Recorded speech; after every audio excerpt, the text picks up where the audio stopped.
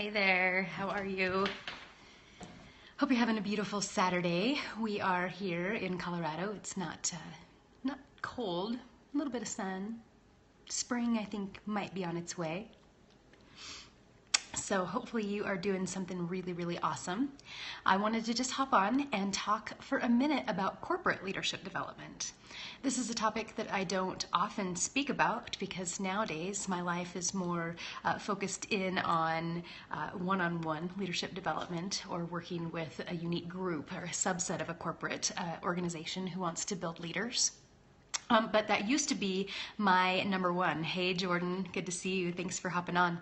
So in the past 15 years, I've spent a lot of time in corporate leadership development. I worked primarily in the credit union industry as the Director of Learning and Development for the largest credit union in Arizona. And during my time, there was a lot of conversation about leadership development, right? There was always this unique need to, from our key stakeholders, hey, Cammie, how are you? There was always this need to say, all right, we've got to build leaders, and what's the next thing that we need to do? And so there was this ongoing conversation about, okay, what does leadership development look like? What can we do to make sure that we've got a really strong pipeline? Not only do we have leaders that understand the regulatory side of being a leader, like, how do I have great interviewing skills? How do I do things that are in compliance with everything that the world needs us to be in compliance when we're, handling people, right? So there was that kind of technical skills piece that was really important. But the most important conversation that we had as it related to our leaders was how do we build capacity for these leaders to unleash the creativity within their people, right? That it's all about employee engagement and satisfaction. So we have people that actually like being at work. Hey, thanks for hopping in. How are you? Hope you're having a wonderful Saturday. Yes, Sarah, that's me, aka the Mill Coach. You miss me? Well, yeah, I haven't been on as much in the past couple of days. It's been kind of crazy, but I'm here now and I'm glad that you're here. So I was looking through some past just reference materials that I've created or, just hoarded maybe over the years. And I ran across an old blog that I wrote about 4 years ago. And it was about 4 things that you need to consider if you're going to be building a leadership development program in the organization that you work in, or if it's time to just blow it up and, do kind of 2.0, right? It's time to take it to the next level. So there's just 4 quick things that I want to share with you today so that you can kind of wrap your mind around, all right, what does this mean to me in my organization? And the first one, hey, Stephen, how are you? Or Stefan, you're here just in time. So the first one that I think is the first step, not only just the first one I'm going to talk about right now, is that if you're going to really unleash some amazing leadership in your organization, you have to know with utmost clarity what your leaders say leadership is. Because I'll tell you what, you ask 5 different people what leadership means to them, and you're going to get 5 vastly different responses, right? So what would you consider as leadership development? Thank you for the invitation, Stefan. That's really nice. So what is leadership development to you? To some people, it is all about the technical side, right? I know how to write performance appraisals. I know how to hire the right kind of people, and so there's that technical piece. But I'll tell you what, a lot of people, they would describe leadership as that ability to just be authentic, right? To lead in the way that they feel that they need to lead, right? Those people that are able to ask the right questions at the right time to get their staff to, really come up with some creativity and innovation. Right? I was watching the debate. Anybody watch the debate over the last couple of days? I think it was Thursday night. Hey, how are you? Did you watch the debate? It depends on each situation. Leadership development absolutely depends on the unique situation, that organization, the leaders that you're going to be training. Am I a senior level leader? Am I a mid-level manager? Am I a frontline kind of a leader? What does that look like? So absolutely. But as we were watching the Republican debate, it was funny because Trump was like, I'm going to be a good leader because they are going to do what I say. It was like, hello, dictator much. That's not leadership, right? We've got to find a way to build leaders that can be inclusive, that can really be collaborative, that really believe in this whole idea of 1 + 1 = 1,000. I don't really like Trump either, so yay, virtual high five coming to you. So the first thing, if you're going to be lighting this new leadership development program on fire in your organization, is that you've got to know, what is it that your people think leadership development is? Is it going to a workshop? Is it something that is going to be less event-based and it's going to be strategic, points of learning throughout the year? What are those key topics? What are the key competencies that want to be developed in this organization? What is it that they really want? So once you have really good clarity around that, it means that you've been following the ADDIE method. And so if you're a part of the training world, ADDIE is this kind of standard for training and development. And the first step is always analysis. That's what the A in ADDIE stands for. And so it's all about that. What do you guys want? Hey, thanks for jumping in. So you ask questions to those key stakeholders in your organization. Define it, and don't stop asking questions until you've got that really crystal clear vision.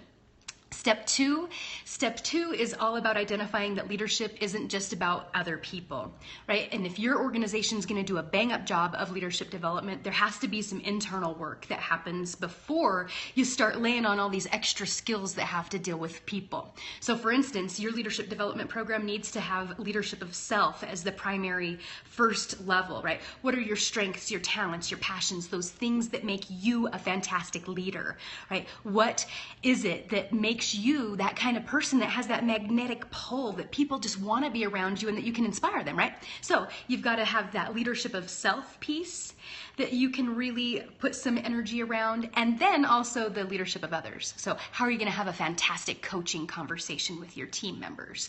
How are you going to drive results? How are you going to have visual scoreboards so that people know exactly how they're performing, right? So that's number two. You got to have a program that focuses on leadership of self and leadership of others, not just the latter. Okay. And the third thing is something that I think millennials today absolutely resonate with. It's like, okay, if you're going to take me to a class, hey, artists from God, thanks for popping in. If you're going to take me to a leadership class, don't just sit there and preach at me, right? I'm not here to listen to your talking head all the time. Hey, from Russia. I'm broadcasting today from Parker, Colorado. Hey, Danik, nice to see you. So yeah, if you're going to have a leadership development program, make the types of experiences that you're creating interactive. Make it so that you are leveraging the knowledge in the frickin' room, right? Sure, there's going to be times where you need to deliver content, right? Where there's some key information that people are going to need. But you also have to make sure that you're creating things where people can try on the new knowledge, right? That they can really have the opportunity to say, God, how would you do this? Well, here's how I would do it. And let's really create some conversation around what does this look like in the real world? Look, Russian film brat. I don't know what that means. But yeah, the experiential part of learning is really critical. And that's why I love doing leadership development with corporate folks with horses, because we take them out of the boardroom into the arena where they're connecting with a 1,000-pound animal that lives and breathes and has the heart beating. And how do you engage? Right? They can't speak. Right? Verbal goes out the window, and it's about how are you showing up. Right? That's a huge experience for people. So how can you create an experiential aspect of your leadership development program? And then the fourth thing is really also important, is that you can't forget your emerging leaders. I see time and time again that organizations will pour lots and lots of money around my senior leaders, my VPs, my directors. And then, they might have some great stuff for the frontline managers because, they have to, because, they don't have the skills like how to write a performance appraisal, for instance. But I say get them even before the front line. How can you create a program that nurtures those emerging leaders, right? Those programs that are going to identify that high performing talent, that high potential talent. How can you pair them with some of your senior leaders now? And so you can create that relationship where they can learn, even though they don't have the formal title as leader, even though they don't have, a timeline exactly that says, all right, you're going to be a leader in the next year, 5 years, or 6 months, or whatever. It's like, if you see that there's potential, do something about it now. That's what's going to keep your high performers, right? Knowing that you're making an investment. And not only is it great for your emerging leaders, but it's also fantastic for those older leaders, right? They're having to figure out, okay, what is it that I have to bring to the table that's of value, right? And you know what? When you are in that position where you can be of service to others, it just makes you feel really great. So it's a total win-win-win. Win for the organization, win for the emerging leader, and also a win for that senior leader that might be partnering. So what do you want me to stop for? What do you want me to say? Those are my 4 things. So let me recap them, and then I can take some questions, or we can chat about whatever you want. So the first one, ask a shitload of questions to your key stakeholders and those that you are going to be serving, right, with this leadership development program. What is it that leadership development looks like? The second one, make sure that you don't forget that leadership of self is more important than leadership of others. Because if you've got people that are moving from the inside out, it's going to be way, way, way easier than focusing on all this other external stuff. So that's number 2.